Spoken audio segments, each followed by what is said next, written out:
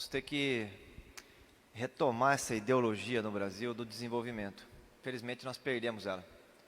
O Brasil hoje é um país que não cresce do ponto de vista econômico. Sorocaba já cresceu a um ritmo chinês nos anos 2000. Crescimos uma média de 10% do PIB da nossa cidade ao ano.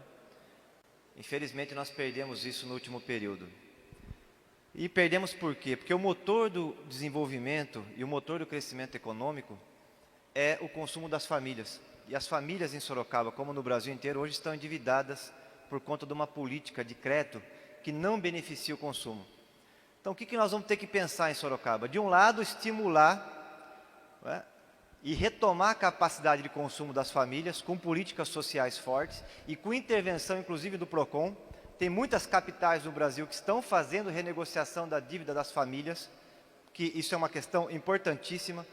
Posso citar algumas aqui, a cidade do Rio de Janeiro, por exemplo, Maceió também tem feito muito.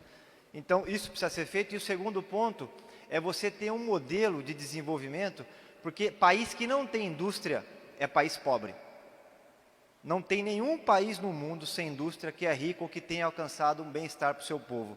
E aqui em Sorocaba, infelizmente, nós temos perdido plantas industriais no último período.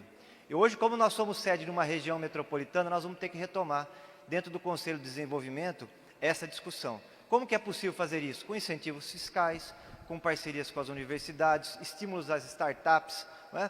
Você tem uma cesta de possibilidades, agora, tudo isso a partir de um entendimento de que o Estado tem que fazer essa intervenção.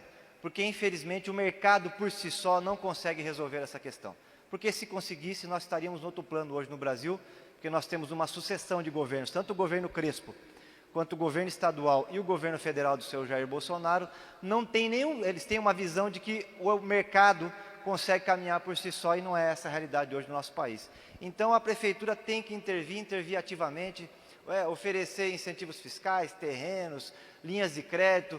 Nós podemos ter, sim, um entendimento na prefeitura de parceria com os bancos públicos para poder ter linha de crédito para as empresas que estão surgindo, porque a mortandade de empresas que tem 1 ano, 2 anos é muito grande no Brasil.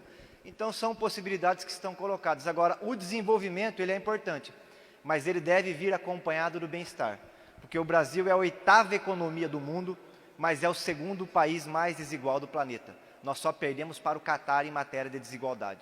Aqui no Brasil, uma família pobre demora 200 anos para atingir a renda média, enquanto na Dinamarca são apenas 2 gerações. Então, o desenvolvimento tem que estar casado com essa outra ponta, que é a distribuição de renda e a igualdade social. Perfeito. Uma pergunta que é a pedido, inclusive, dos empresários da zona industrial. Qual é o projeto que você tem ali para a zona industrial da cidade de Sorocaba?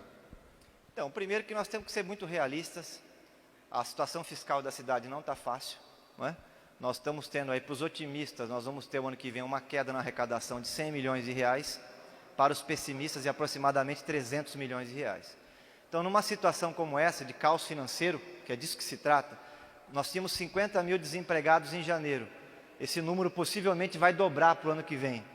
Só para o pessoal ter uma ideia, nós temos hoje em Sorocaba 135 mil irmãos nossos, que para comer, beber, vestir e comprar remédio, precisam da ajuda emergencial do governo, que é os 600 reais, que nós, inclusive, conquistamos do Congresso Nacional, que a proposta do Bolsonaro era apenas 200. Então, um cenário de muita dificuldade, de perda de empresas, sobretudo para a China. Nós vamos ter que juntar o setor empresarial de Sorocaba para poder pressionar, sobretudo, os bancos públicos, para que nós possamos ter linha de crédito razoável, porque o setor empresarial também está todo endividado. A quebradeira em Sorocaba é uma coisa extraordinária. Marcelo, pensa em alguma coisa com uma questão do Parque Tecnológico de Sorocaba, o que fazer com ele? Olha, infelizmente virou um elefante branco e dói muito no meu peito isso, porque eu sou da área da tecnologia, eu fiz colégio técnico e análise de sistema na FATEC.